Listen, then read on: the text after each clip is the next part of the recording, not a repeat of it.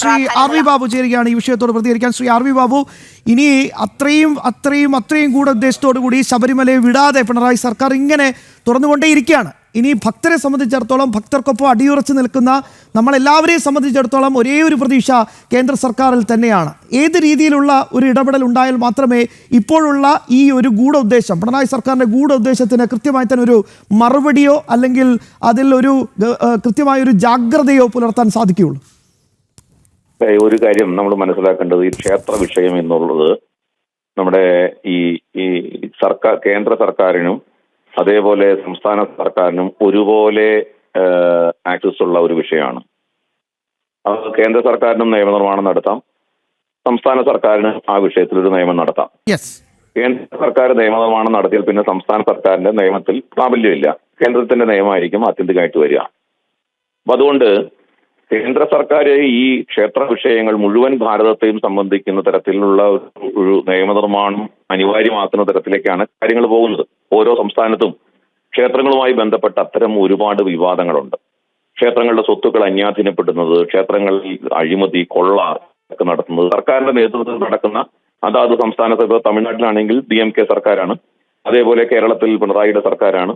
ഇങ്ങനെ ഓരോ സംസ്ഥാനത്തും അതാത് സർക്കാരുകളുടെ കീഴിൽ ക്ഷേത്രങ്ങളെ കൊള്ളയടിക്കുന്ന സാഹചര്യമുണ്ട്.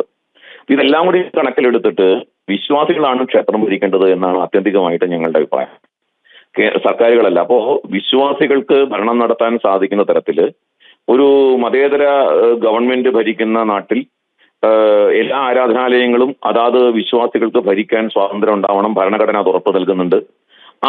അതിനനുസരിച്ചിട്ടുള്ള നിയമനിർമ്മാണം, വിശ്വാസികൾക്ക് അതാത് ക്ഷേത്രം ഭരിക്കാനുള്ള നിയമനിർമ്മാണം എന്നുള്ള നിലയ്ക്ക് ആ ഒരു കാര്യം കേന്ദ്ര സർക്കാരിന്റെ നേതൃത്വത്തിൽ ഉണ്ടാകും എന്നാണ് ഞങ്ങൾ പ്രതീക്ഷിക്കുന്നത്. സുപ്രീം കോടതിയിൽ ഇതുമായി ബന്ധപ്പെട്ട ഒരു കേസ് ശ്രീ സുബ്രഹ്മണ്യ സ്വാമിയും അതേപോലെ TG മോഹൻദാസും കൊടുത്ത കേസ്, അത് ഇപ്പോഴും വാദത്തിന് എടുത്തിട്ടില്ല. ഹർജി സ്വീകരിച്ച് അതങ്ങനെ നിൽക്കുകയാണ്. അപ്പോൾ സുപ്രീം കോടതിയിലും അത്തരത്തിലുള്ള മൂവ്മെന്റുകൾ നടക്കുന്നുണ്ട്. നിയമനിർമ്മാണത്തിന് തക്ക രീതിയിൽ കേന്ദ്ര സർക്കാരിലും അത്തരത്തിലുള്ള സമ്മർദ്ദങ്ങൾ ഹൈന്ദവ സംഘടനകളും മറ്റ് പ്രസ്ഥാനങ്ങളും ഒക്കെ നടത്തിക്കൊണ്ടിരിക്കുന്നുണ്ട്. അപ്പോ വരും കാലത്ത് ഒട്ടും വിദൂരമല്ലാത്ത ഭാവിയിൽ ക്ഷേത്രങ്ങളെ പരിപൂർണമായും ഈ പറയുന്ന സർക്കാർ തടവറയിൽ നിന്നും മോചിപ്പിക്കാൻ കഴിയും എന്ന ഒരു വിശ്വാസം ഞങ്ങൾക്കുണ്ട്.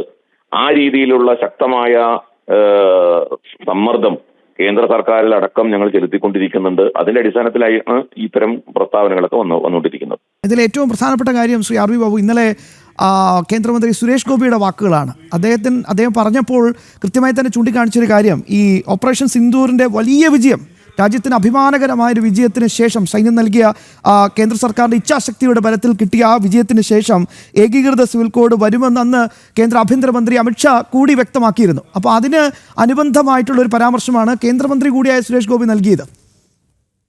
അതെ, അതിപ്പോ ഞാൻ പറഞ്ഞ സുരേഷ് ഗോപി പറയുമ്പോൾ അത് ഏത് പശ്ചാത്തലത്തിൽ പറഞ്ഞു എന്നുള്ളത് എനിക്കറിയില്ല.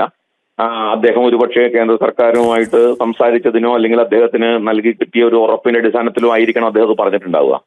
അപ്പൊ ഏതായാലും വിശ്വാസികളെ സംബന്ധിച്ച് വളരെ ആശ്വാസകരമായിട്ടുള്ള ഒരു വാർത്തയാണത്. ആ നിലയിലേക്ക് കാര്യങ്ങൾ നീങ്ങണം എന്നാണ് ഞങ്ങൾ വിചാരിക്കുന്നത്. നീങ്ങുന്നുണ്ടെങ്കിൽ അത് വളരെ സ്വാഗതാർഹമാണ്. ക്ഷേത്രങ്ങളെ മോചിപ്പിക്കുക, ക്ഷേത്രങ്ങളെ ഈ സർക്കാരിന്റെ തടവറയിൽ നിന്നും മോചിപ്പിക്കുക, ക്ഷേത്രങ്ങളെ വിശ്വാസികൾ ഭരിക്കുക എന്നുള്ള സാഹചര്യത്തിലേക്ക് ആവശ്യമായ ഒരു നിയമനിർമ്മാണം കേന്ദ്രത്തിന്റെ ഇടപെടലിലൂടെ ഉണ്ടാവണം എന്ന് തന്നെയാണ് ഞങ്ങൾ ആഗ്രഹിക്കുന്നത്. ഉണ്ടാവുമെന്ന് പ്രതീക്ഷിക്കുകയും ചെയ്യും.